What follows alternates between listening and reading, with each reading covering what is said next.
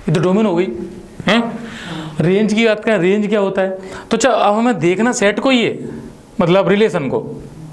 जैसे सपोज अपना रिलेशन, जैसे डेफिनेशन क्या दे रखी है, सपोज ये कोई रिलेशन है तो उसमें बी को देखना है। जैसे एग्जांपल ले लेते हैं, कोई मान ले कोई सेट ए है, उसमें एलिमेंट्स हैं 1 2 3। अब इसमें कोई रिलेशन दे दे, ऑब्वियसली रिलेशन जो बनेगा वो ए से ए में बनेगा। तो रिलेशन जैसे मैंने मान लो दे दिया 1 2 2 3 और 2 1, मान लो इतना ही सा दे दिया सपोज। अब मैं इसकी रेंज पूछूं कि रिलेशन की रेंज क्या है, तो रिलेशन की रेंज का मतलब एलिमेंट्स आएंगे 2 3 और 1, तीनों ही आ गए एक तरीके से। अच्छा जैसे ये नहीं होता, सपोज ये नहीं होता, तो ये भी एक रिलेशन होता इतना, तो इसकी उस समय रेंज क्या आती 2,3। यानी रेंज और डोमेन, जैसे डोमेन क्या होती है इसकी, डोमेन होती है 1,2। मतलब ये सिंपल सा टॉपिक है जिसको बस, अच्छा ये वाली बातें जो चल रही हैं अभी 11वीं क्लास का रिवीजन ही है, क्योंकि यहाँ तो जो सिलेबस बताया था मैंने, जैसे कल बताया था, उसमें सिर्फ आ रहा है टाइप्स ऑफ रिलेशन। तो ये डोमेन समझ में आ गई, रेंज समझ में आ गई, कॉन्सेप्ट तो क्लियर ही है ना ये वाला। अब देखो कोडोमेन, अच्छा होता क्या है, रिलेशन डिफाइन करने के लिए जैसे कोई रिलेशन लिखा जाए तो कैसे लिखते हैं कि फ्रॉम ए टू ए से ए में, और वो रिलेशन लिख देंगे यहाँ पर। जैसे रिलेशन सपोज ये लिखा है कि रिलेशन ऐसा है कि ए कॉमा बी है such that b is equal to a square, है ना, और a comma b belongs to a. वो ऑब्वियसली ऐसे ही बिलोंग करेंगे, अदरवाइज होंगे नहीं। अब जैसे सेट ए में एलिमेंट मान लो 1 2 3 है, 1 2 3। अब इसका ए से ए तो सामने भी क्या है 1 2 3 है। अब रिलेशन जैसे मैंने सपोज लिखा, वो सिर्फ इतना सा लिखा 1 1 और मैंने लिखा 2 2, मान लो 2 2 तो रिलेशन बन नहीं सकता, इसके साथ तो नहीं बन पाएगा, तो एक ही आ पाएगा 1 1, दूसरा बन ही नहीं पाएगा यदि इसकी बात करेंगे। ठीक है, तो 1 1 ही लिख दिया हमने। एक्चुअली इस डेफिनेशन के अकॉर्डिंग यदि बात करें कि b बराबर ए स्क्वायर, तो b बराबर ए स्क्वायर तो 1 1 के लिए हो पाएगा इस सेट में।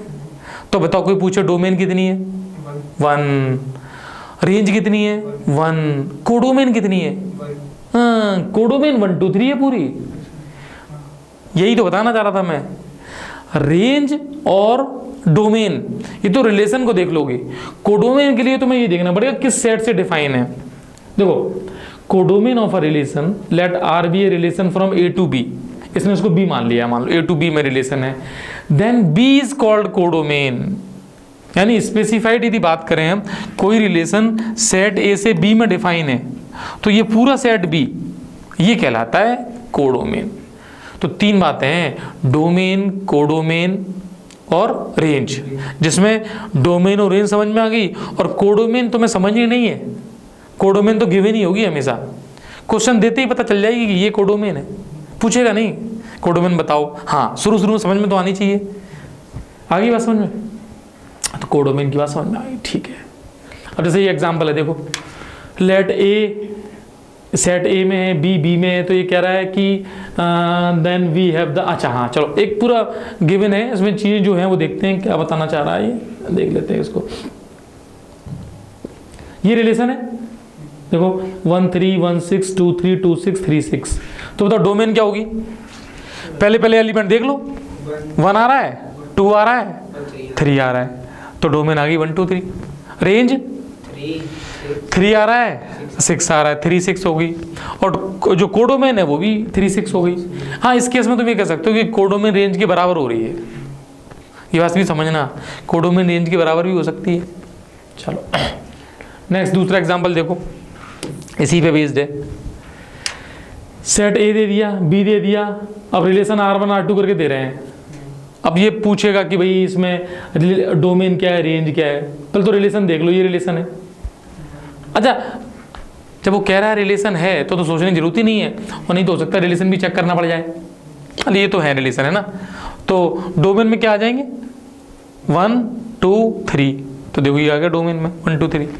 रेंज में 2 4 6 2 4 6 आ गए, 2 4 6। अच्छा R2 की डोमेन में 2 3 1 या 1 2 3 एक ही बात है, ये अलग अलग है क्या? सेम है, ऑर्डर से कोई इफेक्ट नहीं पड़ता इस सेट में। यही बात हमने 11th क्लास में पढ़ी थी कि ऑर्डर से इंपॉर्टेंट नहीं होती। अच्छा रेंज इसकी 4 6 8 हो जाए। तो ये बताना चाह रहा है कि R1 R2 रिलेट कर रहे हैं क्योंकि सबसेट भी हैं उसके। ठीक है, नेक्स्ट ले लेते हैं। हाँ ये जो बात है ना, थोड़ा सा तो है 11th क्लास का पोर्शन, उसके बाद हम 12th क्लास में शिफ्ट हो जाएंगे। अच्छा ये बताओ, सबसेट जब लिखते हैं तो सबसेट में किसको बोलते हैं कि it is the subset of all the set? Phi null relation, phi is the subset of all the set. हालांकि उस सेट को भी बोल सकते हो तुम, हाँ, लेकिन फाई अब जैसे ये कह रहा है एम्प्टी रिलेशन, तो जब सबसेट लिखोगे, और सबसेट क्यों लिखेंगे? रिलेशन ही सबसेट होते हैं, तो सबसेट लिखोगे तो फाई भी तो एक रिलेशन होगा, तो फाई रिलेशन भी हो जाता है, और उसको बोलते हैं एम्प्टी रिलेशन। कुछ है ही नहीं उसमें एक तरीके से। तो क्या कहना चाह रहा है?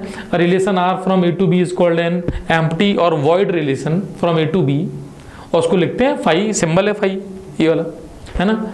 जैसे एक देखो रिलेशन मतलब सेट दे दिया ए और बी, अब ये कह रहा है ए माइनस बी इवन नंबर होना चाहिए, तो पहला एलिमेंट ए से लो, दूसरा एलिमेंट बी से लो और माइनस करो, इवन आना चाहिए। आएगा ही नहीं, क्योंकि इसने यहाँ पे लिए इवन नंबर, वहाँ ऑर्डर नंबर लिए, अब माइनस करोगे तो ऑड ही आएगा। तो ये कैसा रिलेशन हो गया? Phi, null relation, void relation, phi relation, जो भी बोलना चाहो। ठीक है, ये भी 11th क्लास के रिवीजन है। नेक्स्ट क्या? यूनिवर्सल रिलेशन, जो तुम कह रहे थे अब कि पूरा पूरा वो सेट ही आ जाए, तो वो सेट भी तो आ ही सकता है, उसको बोलेंगे यूनिवर्सल रिलेशन। उसका नाम है, जैसे सेट ए ये ले लिया, बी ये ले लिया, तो ए क्रॉस बी जो बनेगा, ए क्रॉस बी में क्या आएगा? 1 1 आएगा, फिर 1 3 आएगा, फिर 2 1 आएगा, फिर 2 3 आएगा, और इस रिलेशन को बोलते हैं यूनिवर्सल रिलेशन। तो ये हल्की हल्की बातें समझ में आ गई है वाली। ठीक, आप सुनो, इतना सब पढ़ने के बाद अब यहाँ जो इंपॉर्टेंट नोट है वो एक बार देख लेते हैं। नोट करना चाहो नोट कर लेना, नहीं समझ तो लो। वॉइड रिलेशन यानी फाई, अभी नोट करने के लिए मैं दे दूंगा, नोट कर लेना आराम से। वॉइड रिलेशन क्या है? वॉइड रिलेशन और यूनिवर्सल रिलेशन, ये दो बातें समझ में आ गई। ठीक है, स्मॉलेस्ट एंड लार्जेस्ट रिलेशन होते हैं, सही बात है, क्योंकि वॉइड में कुछ है ही नहीं और ये पूरा का पूरा रिलेशन हो गया। Opposite also this relation. अब सुनना ये वाली बात, कभी कभी ऐसा बोल दे कि भाई ट्राइबल रिलेशन बताओ, तो ये टर्म दिमाग में रखा जा सकता है कि ट्राइबल रिलेशन क्या होता है। मीन्स जब तुम सबसेट बना रहे हो तो याद करो प्रॉपर सबसेट थे। जैसे किसी सबसेट बनाओगे तो ये तो कंफर्म एक तो फाई बनेगा और एक वो टोटल सेट बनेगा, फिर तुम एक एक एलिमेंट ले रहे हो, दो दो एलिमेंट ले रहे हो, वो सेट बनेंगे। तो फाई को और टोटल सेट को इसको बोलते हैं ट्राइबल रिलेशन, और इसके अलावा उनको बोलते हैं नॉन ट्राइबल। ये टर्म है, बाई चांस की लिखा मिले बीच में तो समझ जाना चाहिए कहाँ बात चल रही है। इससे मतलब ये लिखा हुआ ट्राइबल रिलेशन असर्शन में, रीजन में, ऑब्जेक्टिव में कहीं लिखा हो और हमें पहचान में ना आए, वो वाली बात है ना। और बाकी के रिलेशन क्या कहलाते हैं? Non trivial relation. ये बात इंपॉर्टेंट थी। The relation r equal to phi and r also two extreme relation हो गए, क्योंकि एक में तो कुछ है ही नहीं और दूसरे में सब कुछ आ गया। अच्छा एक्सट्रीम क्या होती हैं? कि मिनिमम इतना है, मैक्सिमम इतना है, उसी को बोलते हैं एक्सट्रीम। ठीक है, अभी नोट कर लेना, इसको करवा देंगे। अब एक रिलेशन और रह गया तो उसको और देख लो, क्या बोल रहे हैं इसको? Identity relation. पहला रिलेशन हो गया वॉइड रिलेशन, दूसरा रिलेशन हो गया यूनिवर्सल रिलेशन, तीसरा कह सकते हो आइडेंटिटी। आइडेंटिटी रिलेशन का मतलब खुद से खुद का रिलेशन है, एक तरीके से ऐसा समझना है, ए से ए रिलेट कर रहा है। लेकिन आगे जब हम पढ़ेंगे जो अपने बोर्ड वाले रिलेशन है, रिफ्लेक्सिव, सिमेट्रिक, ट्रांजिटिव, तो वहाँ पर भी एक बात बताऊंगा। तो फिलहाल इसको इसलिए समझना जरूरी है, तो क्या कह रहा है? Relation r define on a set a is said to be identity relation on a if. अब इफ में समझना, जो रिलेशन में एलिमेंट्स हैं ए कॉमा बी, उसमें जो ए है वो कहाँ से आ रहा है? ए से, और बी भी कहाँ से आ रहा है? ए से। मतलब ए बराबर बी है एक तरीके से। जैसे 1 1 2 2 3 3 ऐसे आने चाहिए, तब बोलेंगे उसको हम कि ये रिलेशन आइडेंटिटी रिलेशन है, और सिर्फ यही आने चाहिए। देखो जैसे ये सेट दे दिया 1 2 3 4, ठीक। अब मैंने 1 1 2 2 3 3 4 4, इसके बाद में यदि कहीं भी किसी ने 1 2 भी लिख दिया तब ये आइडेंटिटी नहीं होगा। मतलब वही एलिमेंट्स आए जो खुद से रिलेट कर रहे हैं, तब इसका नाम है आइडेंटिटी रिलेशन। और उसको लिखने का सिंबल है आई, उसके नीचे ए लिख देते हैं छोटा सा, मतलब इसको कैपिटल भी लिख सकते हो, ये तो सेट को रिप्रेजेंट कर जाएगा, और आई का मतलब होगा आइडेंटिटी रिलेशन। अच्छा देखो इधर देखो, बट द रिलेशन गिवन, एक और रिलेशन दे दिया इन्होंने 1 1 2 2 3 3 4 4, नहीं इसमें तो नहीं है भाई, ये क्या कह रहा है, अच्छा इसमें 1 3 है, ये तो क्या नहीं है 3 3 नहीं है, और 3 3 ना होने पर ये कैसा हो गया, आइडेंटिटी नहीं रहा। ठीक है, देख लो उसको ध्यान से।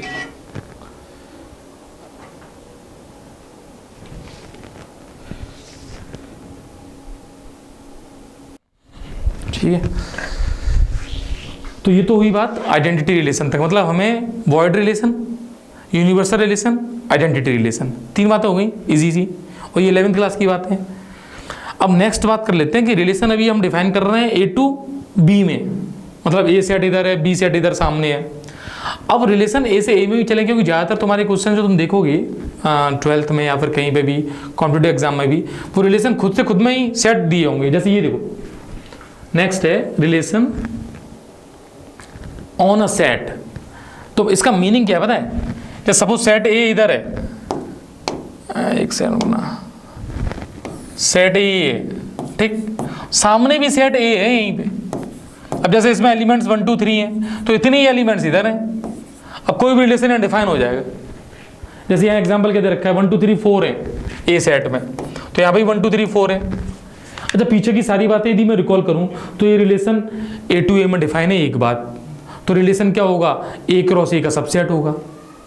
तो ए क्रॉस ए के सबसेट बहुत सारे बनेंगे, क्योंकि ए क्रॉस ए में कितने एलिमेंट्स आएंगे, 16। ए क्रॉस ए में 4 × 4 16।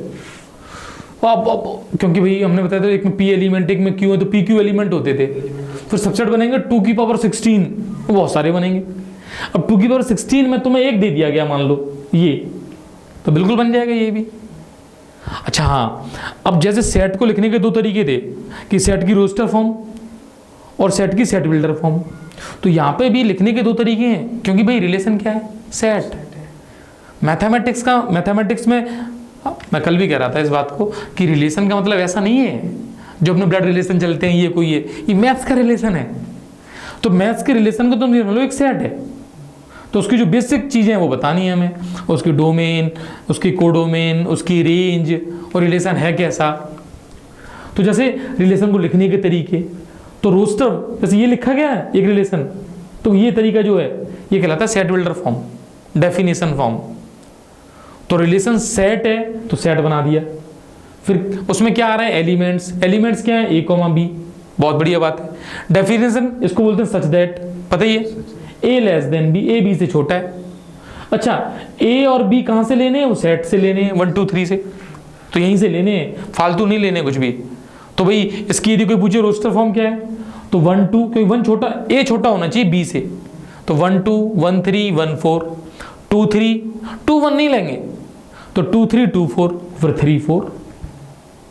अब कोई पूछो डोमेन क्या है, तो डोमेन में इसमें देखेंगे 1 आ गया, 2 आ गया, 3 आ गया, तो डोमेन हो गई 1 2 3।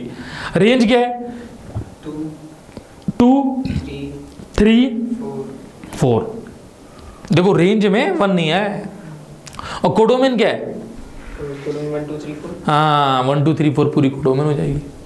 तो ये हो गया रिलेशन ऑन अ सेट, एक सेट में रिलेशन। अच्छा तो ये पता है 11th क्लास की बेसिक फंडामेंटल आए हैं अभी, यदि आगे स्टार्ट करें ना तो यहाँ पे आ रहा है अपने पास टाइप्स ऑफ रिलेशन। ये तुम कह सकते हो 12th क्लास की बेसिक थ्योरी है। अब तो आगे आप उसको ध्यान से समझेंगे, है ना। तो यहाँ तक इतना ही रखें आज, कल उसको कंटिन्यू कर लेंगे, देख लेंगे, बाकी हम समझ लेते हैं और कुछ तुम्हें पूछना, ठीक है। तो ये तो हुई बात आइडेंटिटी रिलेशन तक, मतलब हमें void relation, universal relation, identity relation, 3 बातें हो गई इजी सी, और ये 11th क्लास की बात है। अब नेक्स्ट बात कर लेते हैं कि रिलेशन अभी हम डिफाइन कर रहे हैं ए टू बी में, मतलब ए सेट इधर है, बी सेट इधर सामने है। अब रिलेशन ए से ए में भी चलें, क्योंकि ज़्यादातर तुम्हारे क्वेश्चन जो तुम देखोगे 12th में या फिर कहीं पे भी कॉम्पिटिटिव एग्जाम में भी, वो रिलेशन खुद से खुद में ही सेट दिए होंगे। जैसे ये देखो, नेक्स्ट है रिलेशन ऑन अ सेट।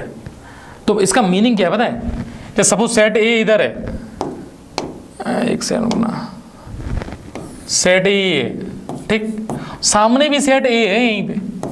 अब जैसे इसमें एलिमेंट्स 1 2 3 हैं, तो इतने ही एलिमेंट्स इधर हैं। अब कोई भी रिलेशन यहाँ डिफाइन हो जाएगा। जैसे यहाँ एग्जांपल के दे रखा है 1 2 3 4 है ए सेट में, तो यहाँ पे 1 2 3 4 है। अच्छा, पीछे की सारी बातें यदि मैं रिकॉल करूँ तो ये रिलेशन ए टू ए में डिफाइन है एक बात, तो रिलेशन क्या होगा, ए क्रॉस ए का सबसेट होगा। तो ए क्रॉस ए के सबसेट बहुत सारे बनेंगे, क्योंकि ए क्रॉस ए में कितने एलिमेंट्स आएंगे, 16। ए क्रॉस ए में 4 × 4 16।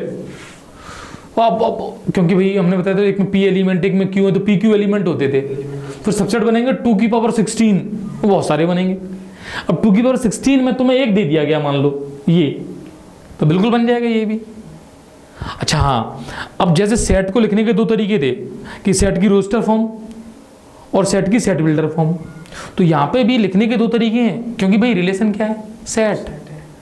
मैथमेटिक्स में मैं कल भी कह रहा था इस बात को कि रिलेशन का मतलब ऐसा नहीं है जो अपने ब्लड रिलेशन चलते हैं ये कोई है, ये मैथ्स का रिलेशन है।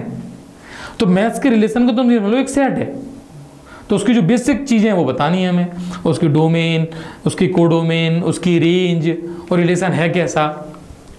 तो जैसे रिलेशन को लिखने के तरीके, तो रोस्टर जैसे ये लिखा गया है एक रिलेशन, तो ये तरीका जो है ये कहलाता है set builder form, definition form. तो रिलेशन सेट है तो सेट बना दिया। फिर उसमें क्या आ रहा है, एलिमेंट्स क्या है, a, b, बहुत बढ़िया बात है। डेफिनेशन इसको बोलते हैं सच दैट, पता ही है, a less than b, a b से छोटा है। अच्छा, a और b कहाँ से लेने हैं, वो सेट से लेने हैं 1 2 3 से, तो यहीं से लेने हैं, फालतू नहीं लेने कुछ भी। तो भाई इसकी यदि कोई पूछे रोस्टर फॉर्म क्या है, तो 1 2, क्योंकि 1 छोटा, a छोटा होना चाहिए b से, तो 1 2 1 3 1 4 2 3 2 1 नहीं लेंगे, तो 2 3 2 4 फिर 3 4। अब कोई पूछो डोमेन क्या है, तो डोमेन में इसमें देखेंगे 1 आ गया, 2 आ गया, 3 आ गया, तो डोमेन हो गई 1 2 3। रेंज क्या है, 2 3 4। देखो रेंज में 1 नहीं है। और कोडोमेन क्या है, 1 2 3 4। हाँ 1 2 3 4 पूरी कोडोमेन हो जाएगी। तो ये हो गया रिलेशन होना सेट, एक सेट में रिलेशन। अच्छा, तो ये पता है 11th क्लास की बेसिक फंडामेंटल आए अभी, यदि आगे स्टार्ट करें तो यहाँ पे आ रहा है अपने पास टाइप्स ऑफ रिलेशन। ये तुम कह सकते हो 12th क्लास की बेसिक थ्योरी है अब, तो आगे आप उसको ध्यान से समझेंगे, है ना। तो यहाँ तक इतने रखे आज, कल उसको कंटिन्यू कर लेंगे, देख लेंगे, बाकी हम समझ लेते हैं और कुछ तुम्हें पूछना है वो बता देंगे।